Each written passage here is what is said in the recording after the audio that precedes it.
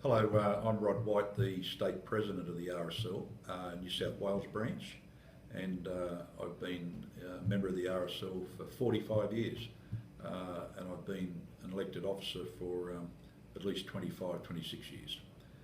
As State President of the RSL, it's particularly an honour this year for the centenary of the RSL of Australia.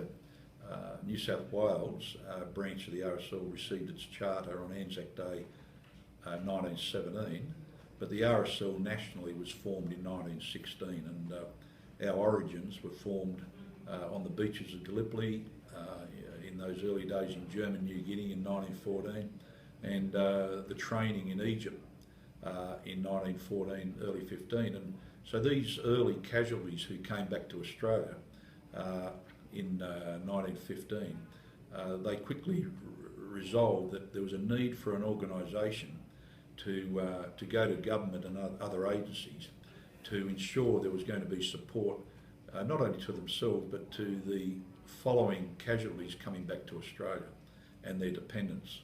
So our origins of 1915-16 and the core values that we had in those days, that's caring for veterans and their dependents, and commemoration of our military heritage, hasn't changed in this 100 years, although the way we deliver on that has improved with technology and other resources.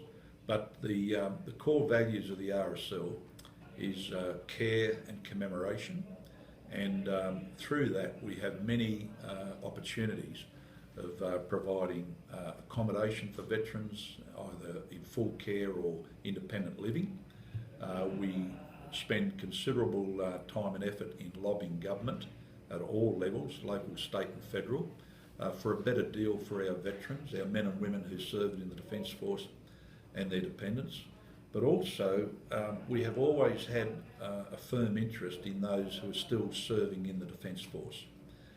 Those men and women who have chosen the Australian Defence Force as a career, and particularly in this period of international instability and the war on terror, many of our young men and women are frequently deployed into war zones, and it's in the interest of the RSL to stand up on their behalf, on behalf of the civil community, to ensure that they're looked after by government while they're serving, and in particular after they leave the Defence Force.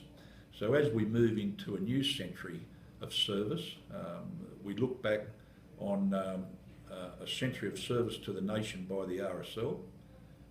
We've had some wins, we've had some losses, but overall we believe that the RSL has stood there for the veteran community with great support from the broader community for our veterans of all periods of time. Now, in terms of charities, the RSL is a charitable organisation.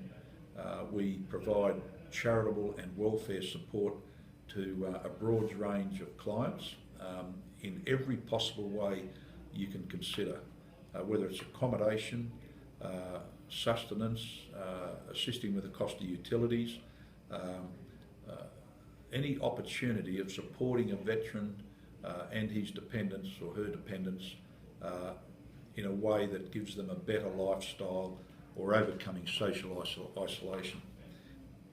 Of course, being in the welfare sector is a very competitive sector, particularly if you're looking for financial support, either from the veteran community or the broader community, and to that extent, the RSL conducts, amongst other activities, two major fundraising activities. One's called the Anzac Appeal, which is around Anzac Day, and the other one's called the Poppy Appeal, which is in the lead up to Remembrance Day in November, the 11th to the 11th.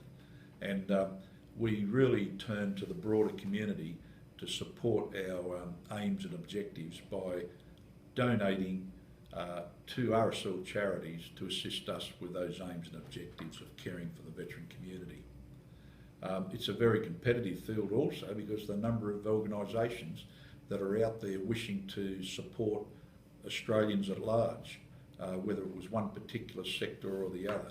And so to that extent, we have to maintain credibility as a veterans organisation. In fact, the RSL is regarded as the preeminent veterans association in Australia, and in New South Wales, as an example, we have nearly 370 sub-branches spread across the metropolitan and regional areas, caring for at least 40,000 members, but through them many other men and women who need a helping hand.